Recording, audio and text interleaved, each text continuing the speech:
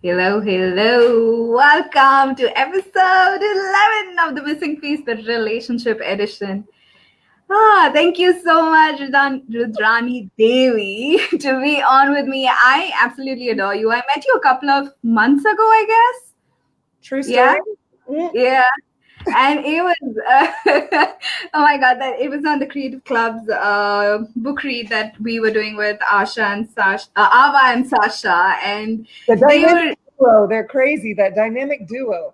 Yeah, they're brilliant. Oh my God, they truly inspire me to show up as me, like truly me. So that's when I met you, and you inspired me.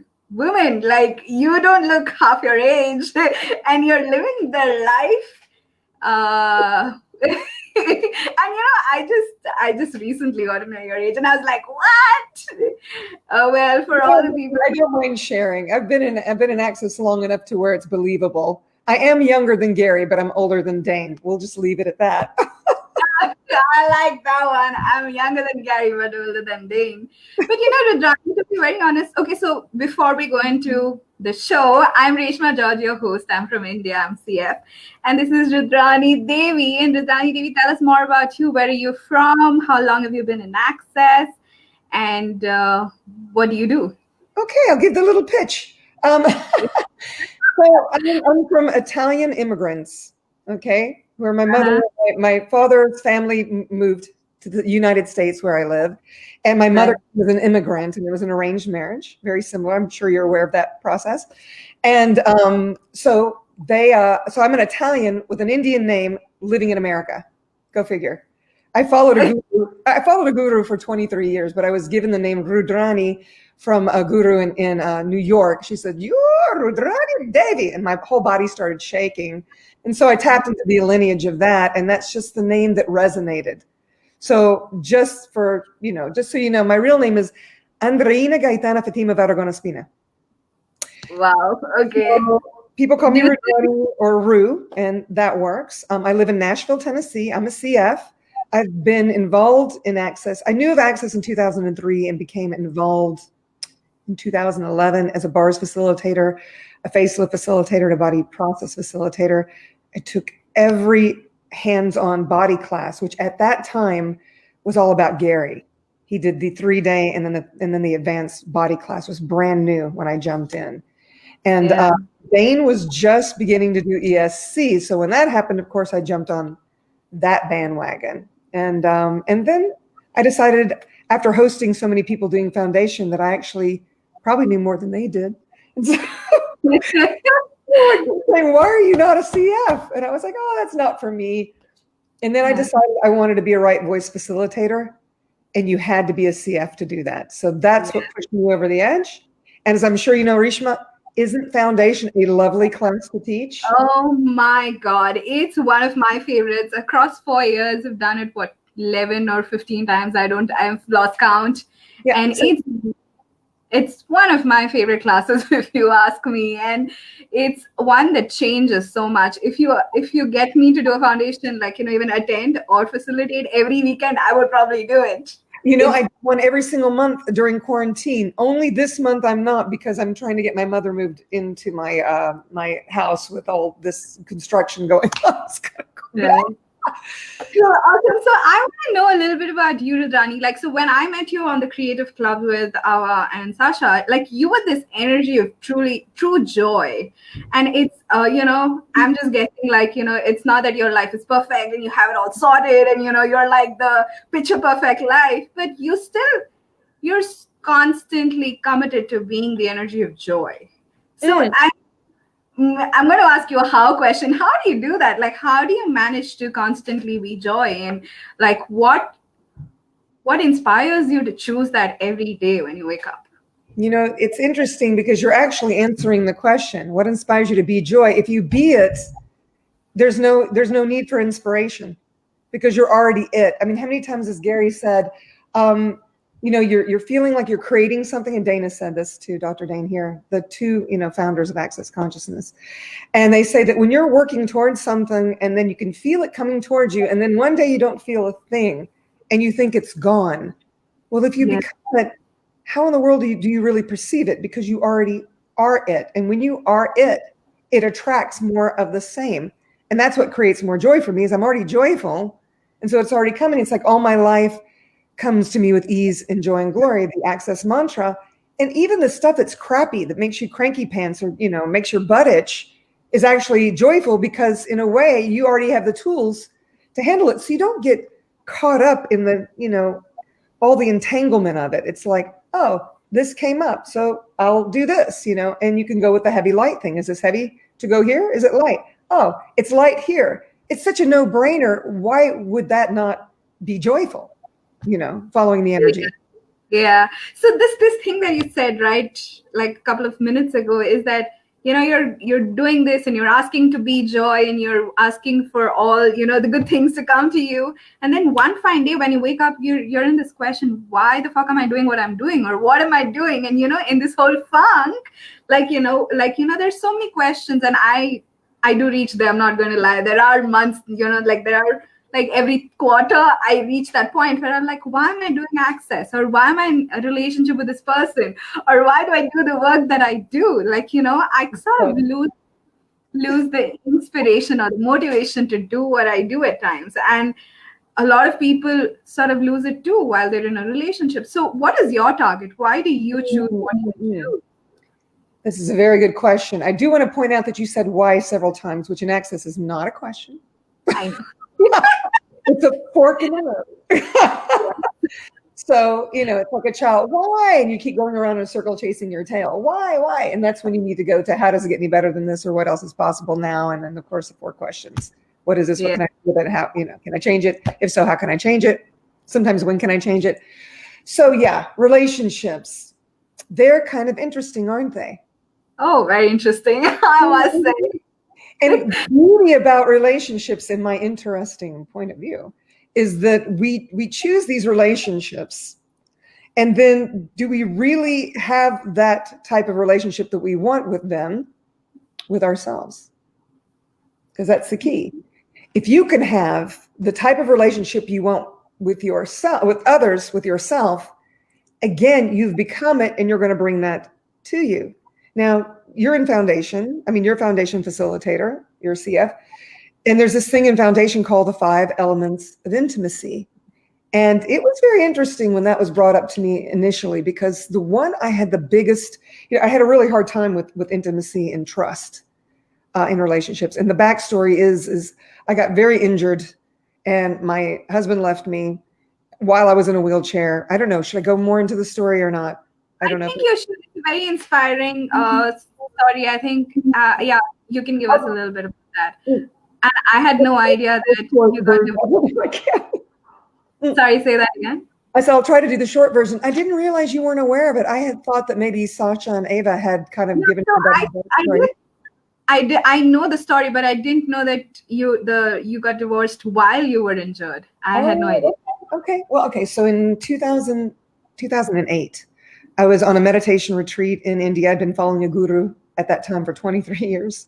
I didn't live on a compound or anything. I was a film producer and had my big career, but I was also, and I was a singer, songwriter. And what I was doing is, I would go on these retreats because I'm trying to better myself and meditate and do all these things.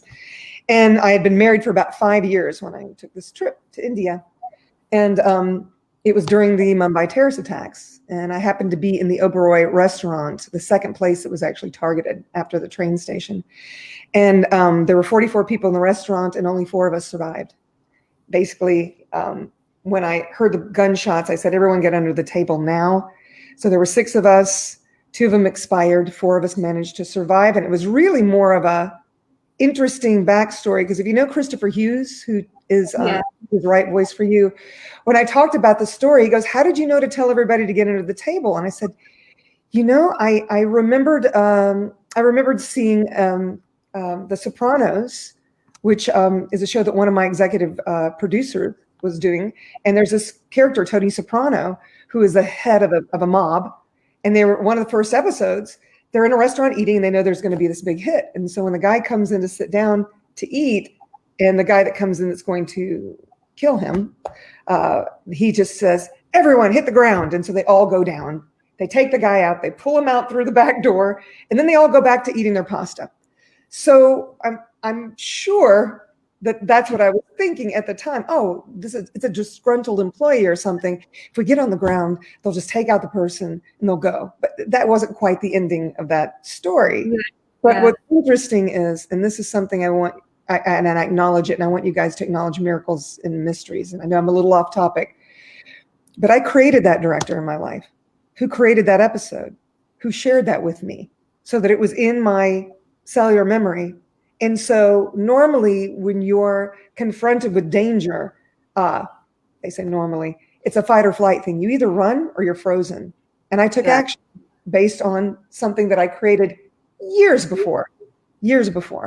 So I just wanted to put that little piece in there. So there's the backstory. I get home, I'm in a wheelchair for 2 years recuperating. And within 6 months, my husband is having affairs, which he'd been having through the whole marriage. And then, and at this point he was having a baby. So, you know, I thought, you can go your own way, so it's like, and so I had to recover in this wheelchair by myself, but I had these tools of access. So I'm not going to say it wasn't a struggle. There were moments I was in a lot of pain because my right femur was shattered from a bullet, my right tricep, and my neck was grazed. So it was pretty intense. I feel like I'm talking about a Netflix movie today. Yeah, but I mean, kudos, man. You're sitting here with no brace, that leg that looks damn hot. I've seen it. You look pretty great. And I mean, to come from a wheelchair to where you are today, I'm sure it was not a cakewalk, but you did it. I did it. But the biggest struggle I had was relationships, because who trusts somebody after something like that? The one who said, "Till death do you part." He said to me on the day you walked out, if you had died, if you had expired, if you had died, I would have loved you forever. And this was the day he told me he was leaving me. And here I just had my last surgery that day on my knee. I had to have my knee scoped because when I was dragged, my kneecap was pulled from my leg, but because my bone was shattered, they had to put it in a compression. So I lived in this compression thing for a very long time while the bones were growing back together. And when they finally were strong enough where they wouldn't break apart, they reattached the kneecap. I'm under all this medication. We come home and he says, you know, I didn't sign up for this. You know, if you died, I would have loved you forever. And I'm like, okay, this is over. And I had to make a quick decision. You know, is it light or heavy to let him go? Oh, it's very light. Oh my gosh. And my whole world expanded.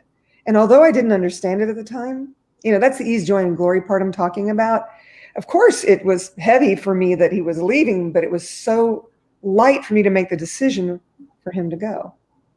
Yeah. You know, and that's what gets back to these 5 elements of intimacy. We didn't have that in this relationship. But what I realized was I didn't have it with myself. So that's my challenge to you guys. You know, you've got to look at, hey, am I willing to have these 5 elements of intimacy with myself? And if you're not, is it really a kindness to be in a relationship to begin with? Or will your partner be willing to work through these 5 elements with you? So you didn't have it then, but today you are an embodiment of the 5 elements of intimacy. You have all of that with yourself more than with anybody else. And so how has, you know, from going back from that, not going back, but moving forward from the divorce to where you are today, and that's what, how many years? 2008 to about 20, that's about 12 years? Oh gosh. Well, yes. Oh my goddess. That seems crazy. Because I feel younger today than I was then. I'm so mature. That's why I'm so joyful. 12 years. Wow. Yeah, it was interesting because I couldn't even look at the opposite sex. What happened was I went through this whole thing with my trainer. I wanted to run the Boston Marathon. I was really focused. I'm doing all these vitamins. I'm doing all these cleanses. I'm going to get healthy. Yes, I'm going to walk again. I'm going to run. And I had this toothpick leg and then I had this normal leg, right? Mm-hmm. And I had to build muscle in this leg. So when my doctor released me, I literally ran this race, and I'm using the word literally in the proper form, 3.5 months after he released me. And the farthest I had run was on my treadmill, 17 miles, and only 12 miles outdoors. And so it wasn't my fastest race, but there it was. That was my target. And then I did it. And then I was like, well, now what? Now what am I going to do? And I had all this attention from the media because my first book was released, Soul Survivor, which was about what happened in India. I knew I was going to write about running this marathon. And I thought, what am I going to do? And all these men were looking at me, and I was just like, you evil men, you're all so awful. I can't stand you. You're going to get close and you're going to leave me for another younger woman and all this stuff. And then I had to rethink things and go, well, wait a minute. There are two men in my life that I absolutely adore, that always have my back, that aren't all these prefabricated ideas and interesting point of views that I had, Dr. Dain Heer and Gary Douglas. And I thought, this is not going to work for my life, hating half of the population. I'm going to have to get over this. So I took it very seriously, these 5 elements of intimacy. The first time I saw them, I just wanted to vomit, Yeah. Well, I could do this with my girlfriends, but I can't, with my mother, I can't do this with guys. Even my brothers are terrible, in my head, all this stuff. And I realized it isn't just a man thing. It's also a woman thing. It's a people thing, people. So should we dive into the 5 elements, or do you have another question? No, we can go into the 5 elements. Yes. Okay. So I'm going to start with the first one, which is one that's, that if you can at least do this one for yourself, your life will change exponentially. It's honor. Honoring. So honoring is to treat your partner with regard. You don't gaslight them. You don't embarrass them in front of public. You treat them with regard, even if they're being an asshole. Now, there's a lot of times when we're not doing that with ourselves. How many of us look in the mirror and go, oh my God, those thighs. Body, real. Now, is that honoring to your body? And the thing about your body, which you don't realize, people, your body loves you so much, it gets to animate the infinite being that you be, that it hears these things and it takes it to heart. If a body does have a heart, but you know what I'm saying? I'm kind of separating everything, but it honors you so much that when you say, you fat pig, it goes, oh, fat pig. Okay, I'll be fat pig. That's what you're asking for. So it does all of these things, and it doesn't matter how much you diet. It's it's biomimetically mimicking either your family or your ideology or whatever you think is what is happening. Now, that's not really honoring your body, now is it? Yeah, honoring. I mean, I think honoring is very funny too, because we tend to honor somebody else more than we would ourselves. Mm-hmm. And we're always about, okay, how can I be kind to this person? How can I make this person happy? Or how can this person feel special? But you wake up every single day and you look at your body and you're like, oh my God, that's not a flat tummy. Or that's not, I'm slouching and my hair is weird today. And I don't know, there's a ton load of judgments that we put in our body every single day. It's interesting. When you finally get to the point where judgment is boring, because Gary says judgment, aside from it being an interesting point of view, is gaslighting yourself. Yep. So, and interestingly enough, just recently, Dr. Dain was talking about this and being different, stay weird future. You're judging yourself. It's beyond gaslighting. You're doing it for entertainment. So when you're bored with it, finally, that's my add-on. When you get bored with the entertainment of judging yourself, you finally go, fuck this. I've had it with judging myself. And I look around at people of my age and I'm like, well, they gave up.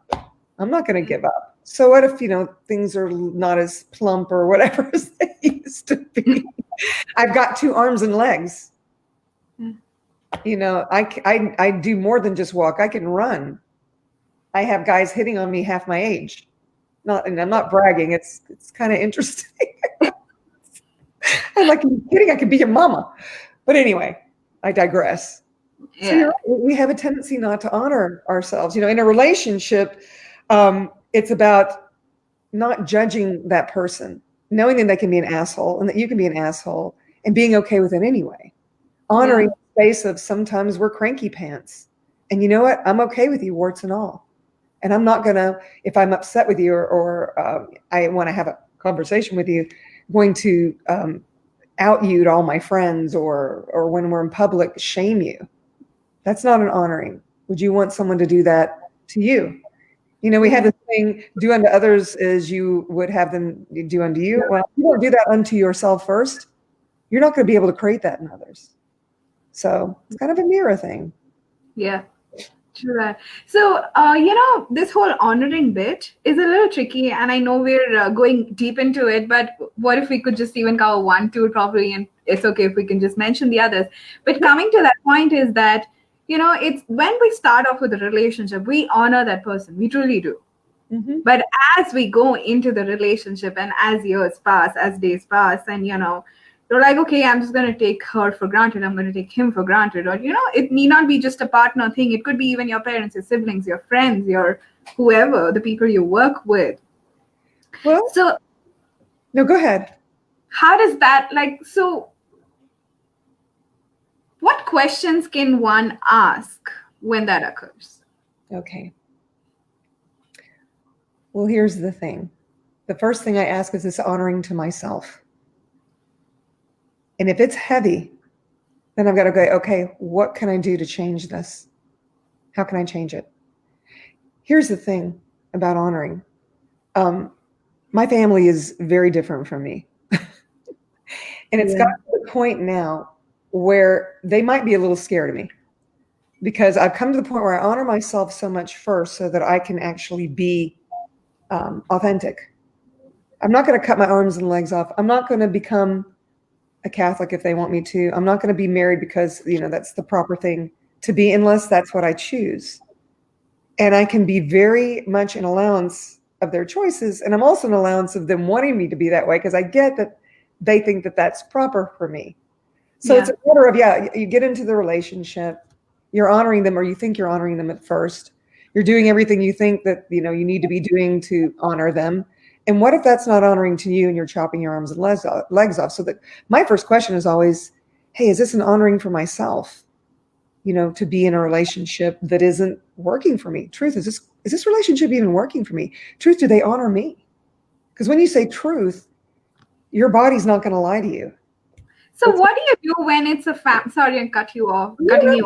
Please. So what do you do when it's a family member, right? Like when it's a random friend, a boyfriend, you're like, okay, fuck you, it doesn't work for me. Right. I'm out of here. I'm out of your life. You can do you, I do me. But when it's a mother, or it's a daughter, or it's a father, it's a brother, what do you do then? Like, it's hard to divorce family, isn't it? Oh, very hard.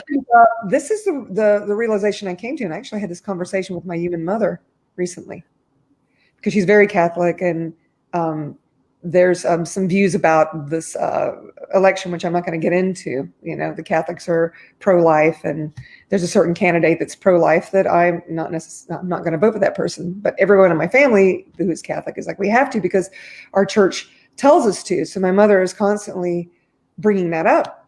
And I keep telling her, it's fine if we vote for different people. The important thing is that you vote. Now, 2 or 3, well, maybe 5 years ago, that would have really chapped my ass. I would have been like, get off my back already.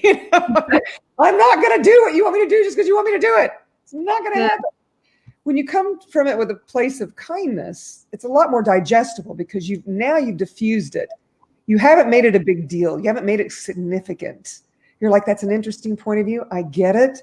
And then you're not going to line and agree or resist and react, because if you resist and react, you're actually bringing more energy to it, and it doesn't dissipate. Now, just recently with my older brother that I adore, I have 2 brothers. He's a very charismatic Catholic, and we don't necessarily have debates. He shares his points of view, I share mine, and I finally got to the point of, this guy, in his own way, really loves me. And why should I debate with him? Why should I get angry with him? So I got to the point where I would just thank him.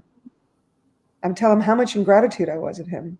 Thank you so much for caring so much. Thank you for sharing with me. I never thought about it that way. But I don't go into, I'm never going to choose it. I mean, who knows? One day I might. Who knows? I kind of doubt it.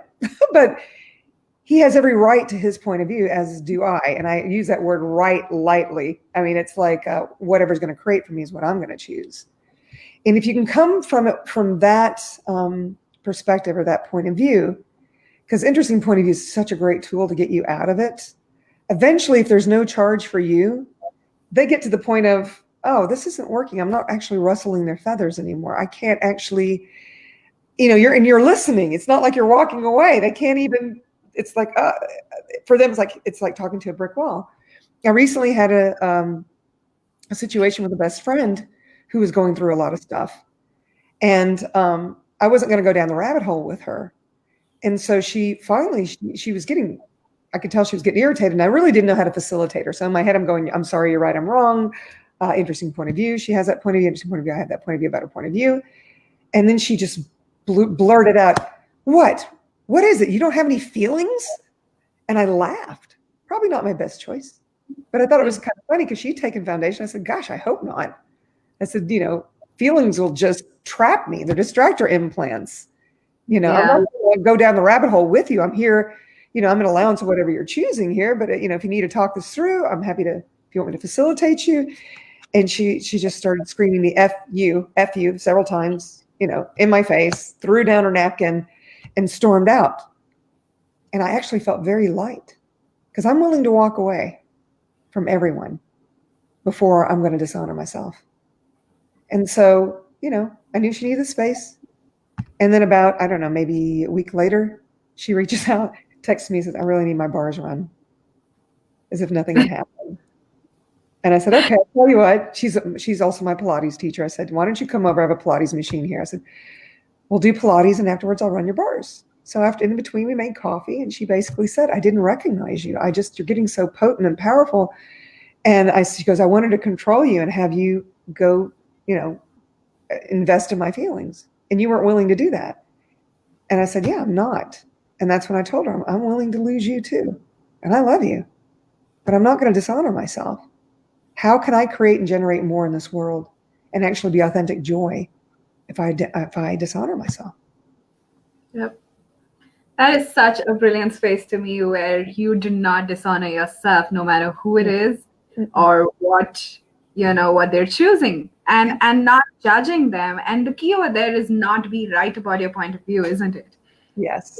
It's not about they're wrong and you're right. It's about they're choosing something different. And how about we let them choose that, because that is true honoring. Yeah. That's allowance, which is also one of the 5 elements of intimacy. It's actually the third one. We could go in. We don't have to go in order. What was the second? The second one is actually trust. And trust is a tricky one, because people believe, or at least a lot of my girlfriends in the past, and myself included, because, pod and pock me, they believe that they can be, they can find a fixer-upper and trust that as long as they love them enough and they do everything for them and they get them the right haircut and the right clothes and give them a makeover and teach them how to talk in front of their parents or whatever it is, they trust that they are going to love them forever, keep a roof over their head, only have sex with them, never call them a biatch, all that stuff. I've seen it over and over and over and over and over again. Hey, you know what? A leopard does not change its spots unless it chooses. You can't make a person choose. You can be an example of it. So trust is really more about trusting that they're always going to show up as they are. If they are an alcoholic, just because you're with them doesn't mean you're going to get them into rehab. Trust that they are an alcoholic, and even if you get them into rehab, they may still have all those tendencies and resent you and all of this. Trust that they won't keep the toilet seat down. Yeah, trust that they're not going to remain annoying. Stop trying to believe that the moment you're with them or you get married to them, they're going to change. That's a big one in India. I don't know how it's across the. It reads here as well. Believe me. Oh, the minute he marries me, he's going to do this and da-da-da. I was awful when I was young. See, my mother's a lady. She's very refined. And I always, wore the bag that had the shoes that matched the bag and the hair perfectly. And I would go out on a date with a guy, unsuspecting poor fella. And I would say, you need to walk on the outsides. So traffic, you need to be protecting me. And then we would get to the restaurant. I said, so you need to pull the chair out for me. And then when they come to order, you're going to tell them what my order is. I mean, what a superior asshole controlling bitch I was. I mean, come on. And I did this at like 17, 18, 19 years old. But that must have been fun then, even though, Very cute. I got away with it. But still, it's very dishonoring to the person with you. You can maybe tell them that's kind of your preference and that turns you on, and that would really be hot if they would do that. But to make it a rule, Yeah. Oh my God, that would have been a nightmare to be with somebody who has rules, and only rules, like for everything. It was awful. I was awful, but I grew out of all of that. So trust is really basically trusting that person, they show you who they are, and trust that that's who they are, and be an allowance of that, which is why allowance comes in right after that. Allowances, allowing them to be who they are, warts and all. Allowances, if they have a different point of view than you, being okay with it. It doesn't mean you have to align and agree with it. It doesn't mean you have to resist and react to it, which is why interesting point of view is so valuable, because there are some times where, you're clashing. I tell my mother, she'll apologize to me for things, and I'll say, Mom, I want you to quit saying I'm sorry. Unless you kill my cat or you burn down my house, there's nothing you can possibly do that you need to apologize for. So I'm just going to interrupt you here a minute about trust.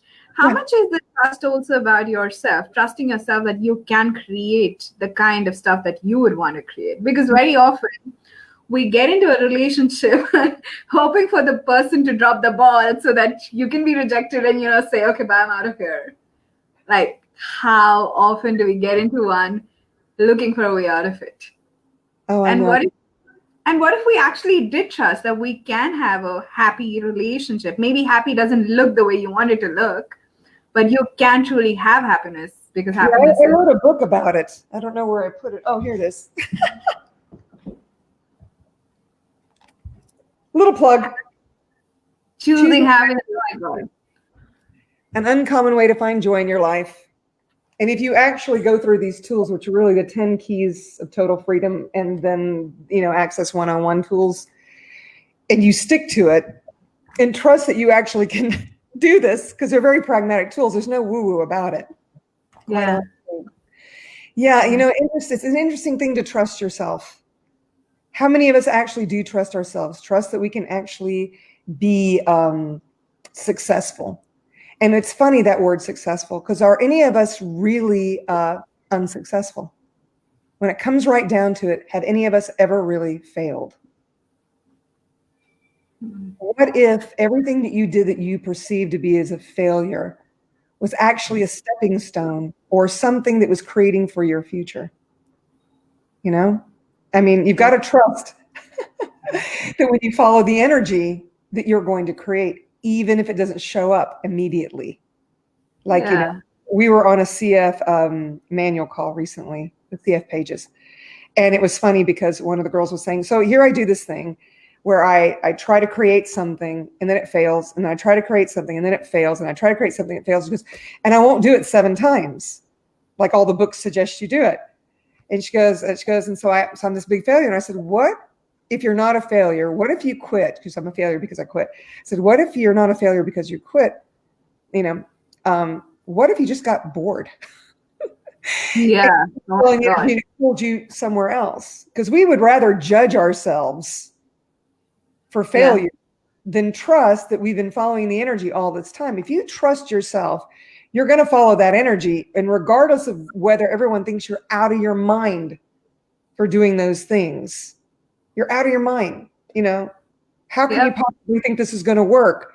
If the energy is light, I encourage you, I challenge you to do it anyway.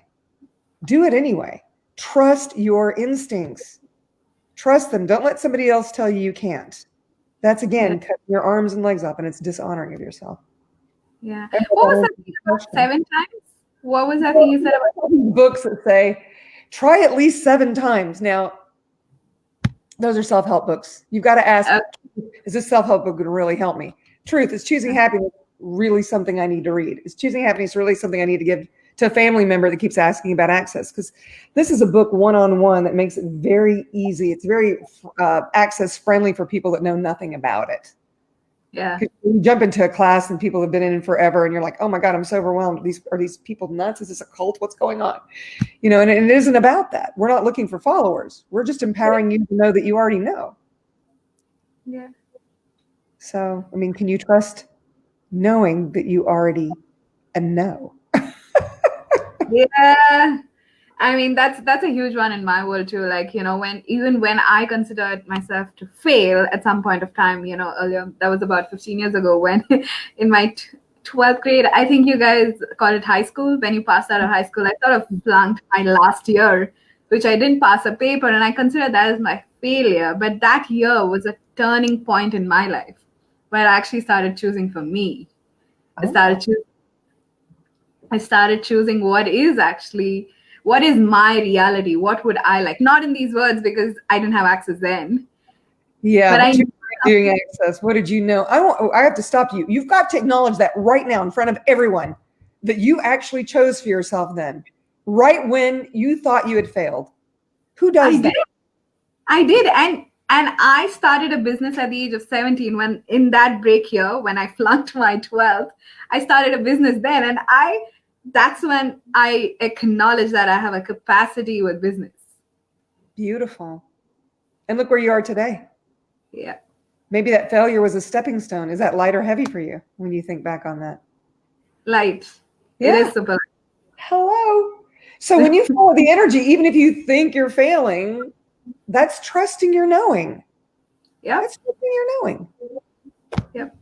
So if you can have that with you, then what kind of capacities could you have in a relationship to trust that they're always going to be who they be? Yeah. Kind of a brainer. Have it with you first. Yep. So what are the other two? We've crossed the time, but we can go on for a few minutes. Yes. Okay, so allowance, I guess everyone's aware of what allowance is all about. So let's move on. Actually, I actually grabbed my foundation book because I thought, and they only give you this line now because we've had this in the book for so long, but I always like to take a glance at it. So, so gratitude, I love, because when it comes to the 5 elements of intimacy, notice the word love is not in there, because love has so many perceptions. People have so many interesting points of view about the word love. Oh my God. The first time when I did foundation, I was like, love is not in here. Why? We talk about love, like, as a child, we have all these dreams of getting married someday to the Prince Charming, and love is the only thing that matters. And there's so many quotes on love, right? And when you come to the 5 elements of intimacy in the foundation, love is not a part of it. And I was like, what the hell? What are you talking about? What are you guys nuts? Oh, and what's funny is that in the Beatles, the Fab Four, the English boys, they had this song, Love Is All There Is. To be, I used to make that my mantra, love is all there is, love is all there is, love is all there is. And it repeats over and over again. I thought, wait a minute, love isn't all there is. That's a trap. Oh my goddess, all this time now. I love my mommy. I love my kitty. I love my friends. That's different. When you're perceiving that there's no requirement. I love them, and it's the same thing as gratitude. I don't require them to love me back. It's just, I love you because I love you. All right? Yeah. You feel the energy, it's a little different. You get into a relationship and it's like, I love you. Oh, I love you too. Oh, that means, you're only going to love me. You're only going to be with me. And I'm only going to be with you. And I'm never going to hurt you. You're not going to hurt me either, are you? Oh my God, what a manipulation. What a trap. And then you reverse to this other distractor implant, because love is one of the distractor implants of, I hate you. I wish I'd never met you. Oh my gosh, you're the worst thing that ever happened to me. I can't believe it. You've destroyed my life. Hey, you chose them. You have a choice to unchoose them. You can undestroy your life, which we do a lot in Access. We destroy and create a lot of things in our lives. All the time, yes. Yeah. So the fourth one is gratitude. Yeah, gratitude I love, because gratitude is when you're grateful for someone just showing up in your life. There's no strings attached. You're grateful for them, warts and all. You're grateful for the contribution that they be to you. And can you perceive how when you're just grateful for somebody, it's just this expansion of, oh, so grateful you're in my universe. It was like you asking me to do this call. I'm like, oh, I'm so grateful, Reshma. This is fantastic. I love, sometimes I have to put a timer on me because I love to talk about anything at any time, hanging upside down, singing, and drinking a glass of water. I mean, you have to put me on pause sometimes because I love it so much, and I'm grateful for that opportunity. Yeah. You know, whether there's a pearl of whatever in it, you know, of wisdom in it or not, doesn't matter. I don't care if you align, agree, or resist and react. I ask you, hey, is this light for you or is it heavy? Is this going to work for you or not? Yeah. It's that simple. The gratitude is that place of just being in gratitude for what shows up, for them showing up, for a job showing up, for $100 bill on the ground showing up, for the birds singing. This morning, oh my gosh, she's gone now. So this morning, I have this bird feeder back here, and I saw this bird sitting there, and it was so still. And the birds are never still; they're always twitching and whatever. And I got word. I said, "She's dead. She's just perched there." So I walked close, and she had one leg up, and she was sleeping on the bird feeder, which is like 2.5 feet from my door. And I just looked at it, I took a picture. I'll send it to you later on Messenger. Yeah. And I was just impressed that this bird was so comfortable in my universe. Yeah. You know, I was so grateful. It brought tears to my eyes. And I shared it with my family. I got that it would be light to share. Look at my little bird family. They're so comfortable. I was so grateful for that. I mean, how much of nature is really comfortable around us? Yeah. Yeah, true that. You know, I was just having this conversation with a friend recently who met with an accident. She's my best friend, and she sort of broke her ankle, her right ankle. Yeah, it was an I've been adventure. my ankle once too, running, but that's another story. That's rough. Yeah. Okay? And I was just so grateful that that's all occurred that day. And, you know, she's been running MTVSS and, you know, all the processes that I suggested that she run on herself. And the gratitude that she's okay and she's doing well, that gratitude in that moment that, you know, okay, we're good.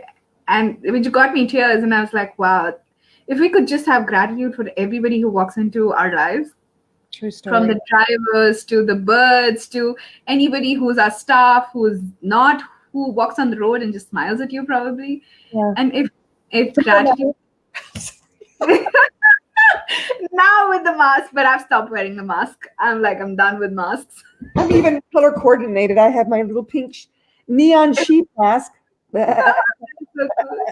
Anyway. But yeah, so coming to that, and it's gratitude is truly an energy that I have been instilling in my world more and more every single day. And, you know, if there is a cranky pants day, then I make sure that I do my gratitude that day for sure in the morning.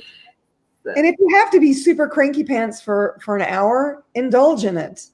yeah. You know, if you've got to go there. I mean, there's another way. Gary has said this before, and I'm not suggesting it or not suggesting it, but he'll say, when in doubt, drink it out. It's like, get out of your fucking head. Come on, you guys, really? You know, go do yoga if that's going to work for you. For me, it's, you know, to go for a run, clears my head. You know, to sit with my cat. My cat starts purring. It's a meditation. We become one. It's crazy.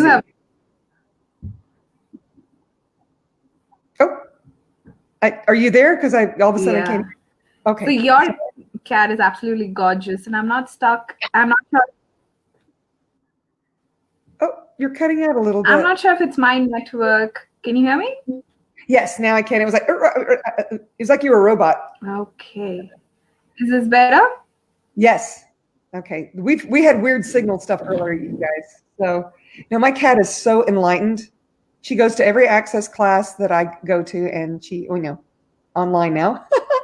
And she takes every class I teach. And it's pretty amazing. I'm looking at her. She's looking at me. Hi, beautiful. And we talk to each other. You know, it's quite, that's another relationship where I have the 5 elements of intimacy, most definitely. Because, you know, I have to be allowed. She starts scratching at the door at 5 o'clock in the morning and wants me to come feed her. And we don't sleep together. It's a big house, so I choose the rooms I want to clean up cat hair in. but I do lay on the couch daily, and she takes a nap on me, and it's just divine. Yeah. So anyway, I don't know if we got off track or not, but I am so grateful for that puss. I can't begin to tell you. I'm so grateful for that reminder. I have a dog too, so I know exactly what you're saying. And he's in every class I take, and he's in every class I facilitate, and then he's right here as we speak. But it's amazing to have animals, and it's a contribution, and how grateful I am for them. Like, really, Absolutely. It's amazing. Yeah. And what is the 5th element of intimacy? Okay, no joke. This was the hardest one for me. Vulnerability. Being willing to receive anything, including the fact that that person's an asshole and that you're an asshole. Sometimes I'm reading this out right. In vulnerability, you're willing to show up warts and all and not try to prove that you are perfect, not try to prove you've got it all together, but there with a sense of no walls, no barriers, no wrongness, no rightness. Oh my God, is that so hard? That was so hard for me. Now, vulnerability is not being a doormat. Let me be really clear about that. But it's about being willing to be who you truly be with someone. And if they reject that, then that's not someone you want to be with anyway. You know, you got to trust that, light or heavy. The vulnerability was really a tough one. I wasn't actually able to step into that piece until a little over 5 years ago. And I've been in Access for a long time. I just didn't trust. Now, and Gary says, don't trust anybody but yourself. But when I say I didn't trust anyone, I couldn't trust anyone to be with me with my vulnerability. I never, and that's not a question. You know, I had to say, hey, truth, can I trust this person to honor me when I am this vulnerable? Yeah. You know, it's pretty crazy. That was a really tough one. That's such a brilliant question, Rodani. Like, so, you know, every time I am with a friend or I'm with somebody, you know, a partner, and, you know, if I'm not at my best, I'm always sort of checking if they are still going to be around when I'm not my best. I'm vulnerable and I'm, you know, pissed and I'm, you know, whatever, being a bitch, or I'm being pathetic at that given point of time. Mm-hmm. And most often than not, there's rejection that comes my way. Oh, well, that's a gift, actually. That's a gift because that's not somebody you really want. If they can't receive you, then it's a gift to let them go. And it's a gift not to try to hold on to them. They're not ready for you. You're maybe, you know, even in your vulnerability, you're probably more potent than they are. It's a very interesting thing. It was like my best friend leaving. And I thought, wow, this could really be it. And I was light. I didn't cry. I didn't try to reach out to her. I didn't go, you know, why did you say F you to me like 14 times before you left? And I said, could you text me when you get home so I know you got home safe? Because, you know, we'd had a couple of martinis and it was like, ah. She knocked over my angel when she went out the door. I heard this loud crash and I went over there. Unfortunately, it's made out of resin, so it didn't break or anything. But I thought, so then I texted her boyfriend. I'm like, can you make sure she gets home safely? And he didn't respond to me either, you know, because people will align and agree with their camp. I didn't take it personally. It's not my stuff, you know? Yep. I stood in honoring myself. If those people want to go, let them go. Be yours, you know, be the potent being that you be. And if they come back, and it's happened to me, if they come back, well, they're going to respect you even more. They're going to honor you even more. I had an assistant that we had a huge fallout, and I wanted to work through it with her, and she wasn't going to choose that. So I said, okay, well, then this isn't going to work for me anymore. 3 years later, she texts me and says, you know, could you facilitate me? And I said, yes, but you'll have to pay me. She said, okay, I can do that. And she came, and then I invited her bars trade, and now she's helping me with some things and I'm helping her with some things. And it's, you know, we didn't even discuss it. She never apologized to me, but she said several times, I don't know what I'd do if you weren't in my life. I'd probably be dead. Because when I met her, she was sampling drugs and things like that. And, you know, the 10 keys, one of them is no drugs of any kind. And we worked through a lot of stuff in a very quick amount of time, about 1.5 years. And then she kind of self-destructed. And then 3 years later, she's back. She took foundation for me again. And so you never know. It's like I said, you've got to trust your knowing. What's heavy or light? I let her go. I was willing to go alone. I was willing to go alone to honor myself, not take it personally. I mean, I get it. I get the vulnerability piece. People leaving like, what, did I do something wrong? Mm-hmm. But you can go into the question of what's right about this I'm not getting. What's right about me I'm not getting. Is it light for me to let them go? That can be your starting point. You know, and trust your knowing. Yeah. Oh my friend, this is the power when you have, or the choice that's available to us when we're willing to let people go, even if that means our family, is huge. Yeah, it is. It really does give us true choice to choose from a space of what will actually work for us. Mm-hmm. Yeah, I'm willing to walk away from my entire family, from all my friends, even from Access, if that's what's required. I'm going to do whatever's required. You know, it's like my book speaks 3 languages now. It also speaks Portuguese and Spanish, and I would love for it to speak Hindi and wherever it wants to go. When it's time, it will whisper. I could probably connect you to somebody for Hindi, but well, what else is possible on that one? And I have 2 questions. Okay. Our live here is called, do you really think that being happy in a relationship is a myth? So do you really think it's a myth? Well, in this reality, it's a myth. In this reality that we live in, if we choose to contract ourselves to live in this reality, everyone does all these things that you see in these movies, and you know, they get together. Oh no, we can't be together. We have this and this, and then they finally get together, and then they erupt again, and then happily ever after, and all this. It's all based on fantasies and insanities. Yeah. Right. So the myth is, you know, you can create that in this reality. My truth is, or I trust this knowing, is if I can actually have these 5 elements of intimacy with myself, I can actually have them in a relationship within this reality. You know, you expand out and then the reality is inside of you and you can do whatever you want with it. You can be very malleable with it. You know, you can manipulate it, in other words. But if you can actually become these 5 elements, you attract that same energy. It's kind of like the law of attraction. I hate using it that way, but once you become it, it's like if you aren't it, how do you expect to create anything else to show up, right? Like if you are being it, you will create it. Yeah, that's true. And my last question to you is, what is your target of choosing the work that you do, of being the way you are on the planet? Like, I know you told me not to ask why, but I'm still going to ask you, why do you wake up every day and choose it?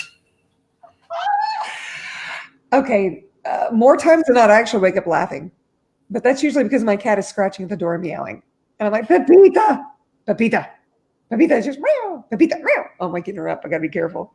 So usually, you know, it's like it's an immediate reminder that I have love and joy in my life already. I even use the word love because my cat does love me unconditionally. Well, no, I have to feed her and all that, but she loves me unconditionally. That's what I believe. That's my interesting point of view. But what gets me going? It's very interesting. I'm going to tell a very, very quick story. When my book first came out, it's my 3rd book, the Choosing Happiness one.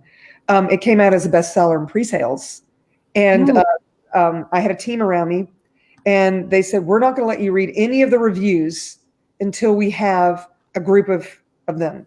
That way, you know, if there was a bad review, there would be like 5 that outnumbered it."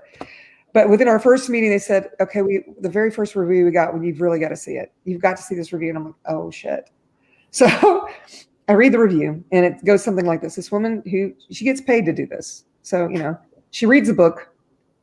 So I sit down and read the book. It was a quick read, 90 minutes. I go and have coffee, set my 2nd cup of coffee, and then I go back and reread the book. She said, this is only the 2nd time in my life that I ever read a book that I know has completely changed my life. Oh.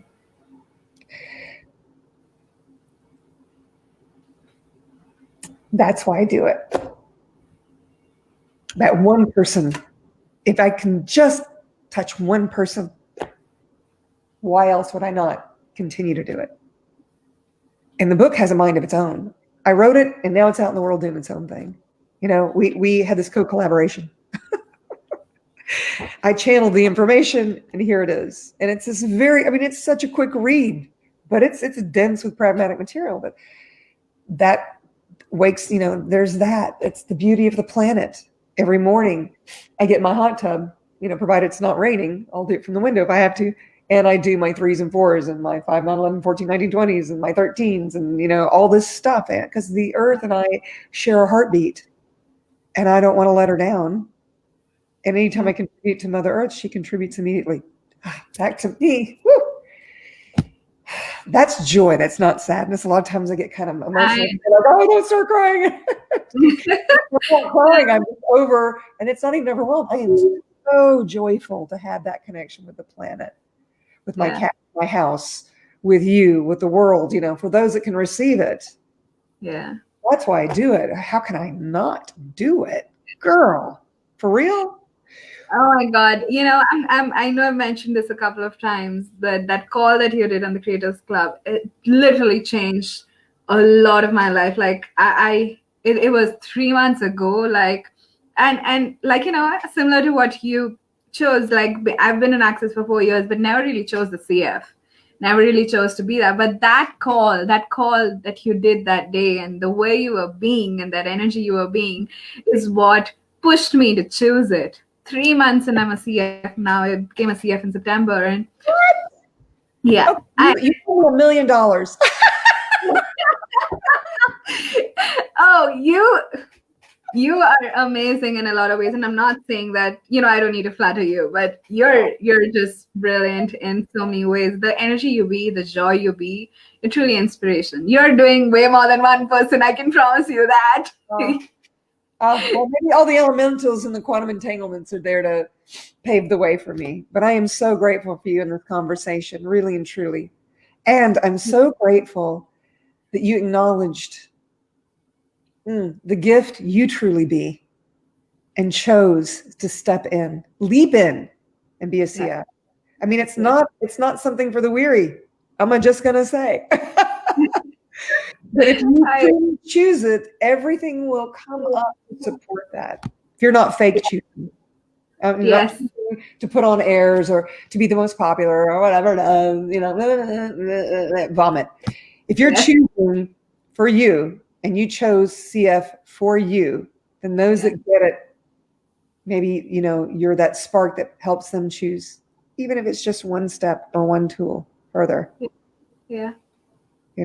It doesn't have to be life-changing. Yes. Truly. Thank you so much, Rudani, for this conversation. And I have to mention 9 people have been on it constantly. Thank you so much, guys, for everybody who's been watching us. And you've been with us for almost an hour. We've crossed our time limit, but thank you. I'm so sorry, not sorry.